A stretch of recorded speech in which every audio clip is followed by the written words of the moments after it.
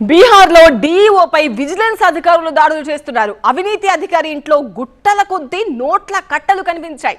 ఇంట్లో ఎక్కడ చూసినా నోట్ల కట్టలు బయటపడుతున్నాయి. డబ్బు లెక్కించేందుకు ప్రత్యేకంగా మెషిన్స్ కూడా ఆర్డర్ చేశారు. అంటే ఏ స్థాయిలో అతను డబ్బు జమ చేశారో అర్థం చేసుకోవచ్చు.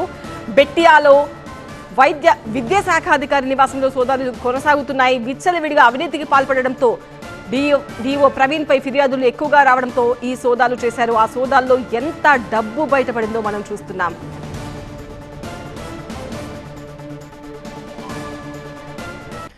చూస్తున్నారు కదా, ఇదేదో బ్యాంక్ లాకర్లలో ఉన్న డబ్బో ఇంకేదో డబ్బు కాదు. బీహార్లో ఒక విద్యాశాఖ అధికారి నివాసంలో బట్టబయలైన నోట్ల గుట్టలు.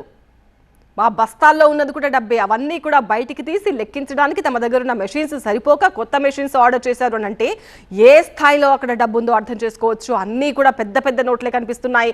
బస్తాల్లో గుట్టలు గుట్టలుగా ఎక్కడ పడితే అక్కడ పాత సామాన్లు పడేసినట్టుగా పడేసి పెట్టారు ఆ నోట్ల గుట్టలను. బీహార్లో డీఈఓపై విజిలెన్స్ అధికారుల దాడుల్లో ఇలాంటి సంచలన విషయాలు బయటపడ్డాయి. అవినీతి అధికారి ఇంట్లో దొరికిన గుట్టల కొద్దీ నోట్ల కట్టలు మనం చూడొచ్చు. ఇంట్లో ఎక్కడ చూసినా కూడా నోట్ల కట్టలే బయటపడుతున్నాయి. ఆ డబ్బును లెక్కించేందుకు ప్రత్యేకంగా మెషిన్స్ కూడా ఆర్డర్ చేశారు అధికారులు. బీహార్లోని బెట్టియాలో జిల్లా విద్యాశాఖ అధికారి నివాసంలో జరిపిన సోదాల్లో ఈ నోట్ల కట్టలు బయటపడ్డాయి.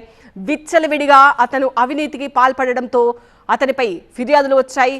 ప్రవీణ్ అనే డీఈఓపై ఎక్కువగా ఫిర్యాదులు రావడంతో అతని ఇంటిపై ఫోకస్ చేసిన అధికారులు ఆకస్మికంగా చేసిన తనిఖీల్లో బయటపడ్డ నోట్ల గుట్టలు మనం చూస్తున్నాం.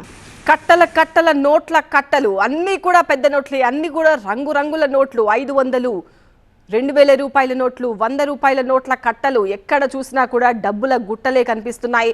అవినీతిపై ఫిర్యాదులు రావడంతో సాధారణంగా తనిఖీ చేసిన వాళ్ళకి కళ్ళు బైర్లు గమ్మే వాస్తవాలు బయటపడ్డాయి. ఏ స్థాయిలో డబ్బు లభించిందో మనకు అనిపిస్తోంది.